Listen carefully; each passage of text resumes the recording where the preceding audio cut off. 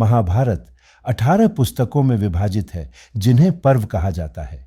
प्रथम पर्व है आदि पर्व। यह कुरुक्षेत्र युद्ध की पृष्ठभूमि, पात्रों और घटनाओं का परिचय देता है।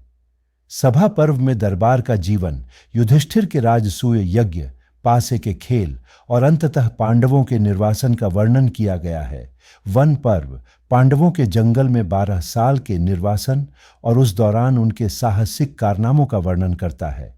विराट पर्व पांडवों के निर्वासन में गुप्त रूप से बिताए गए अंतिम वर्ष का वर्णन करता है, जब वे राजा विराट के दरबार में भेष बदल कर रहते थे। उद्योग पर्व में युद्ध से बचने के लिए कूटनीतिक प्रयासों और कुरुक्षेत्र युद्ध की तैयारियों पर ध्यान केंद्रित किया गया है। भीष्म पर्व महान योद्धा भीष्म के नेतृत्व में हुए कुरुक्षेत्र युद्ध के पहले 10 दिनों की घटनाओं का विवरण देता है। द्रोण पर्व द्रोणाचार्य के नेतृत्व में युद्ध के अगले 5 दिनों के दौरान हुई घटनाओं का वर्णन करता है। कर्ण पर्व यह पर्व पूरी तरह से कर्ण के जन्म से लेकर उसकी मृत्यु तक की जीवन कहानी के इर्द गिर्द घूमता है। इसमें कौरव सेना के तीसरे सेनापति के रूप में कर्ण की नियुक्ति का वर्णन है। शल्य पर्व यह पर्व कर्ण की मृत्यु के बाद शल्य को सेनापति के रूप में दर्शाता है। इस पर्व में महान कुरुक्षेत्र युद्ध के अंतिम दिन का विवरण भी है। सौप्तिका पर्व यानी सोते हुए योद्धाओं की पुस्तक। यह पर्व 18वें दिन के बाद रात के दौरान होने वाले नरसंहार पर केंद्रित है। कुरु सेना के 4 जीवित बचे लोगों में से 3 अश्वत्थामा, कृपा और कृतवर्मन द्वारा लिए गए बदला से संबंधित है।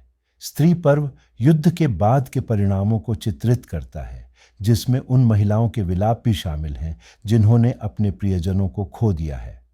शांति पर्व इसमें भीष्म द्वारा अपने बाणों की शैया पर दिए गए धर्म और नैतिकता पर प्रवचन शामिल है।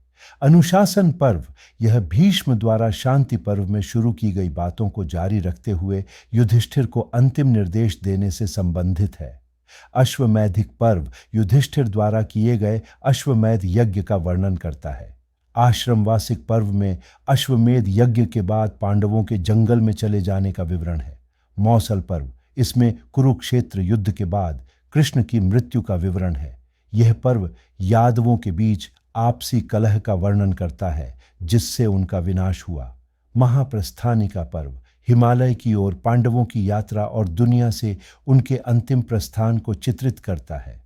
स्वर्गारोहण पर्व पांडवों के स्वर्गारोहण के साथ महाकाव्य का समापन होता है।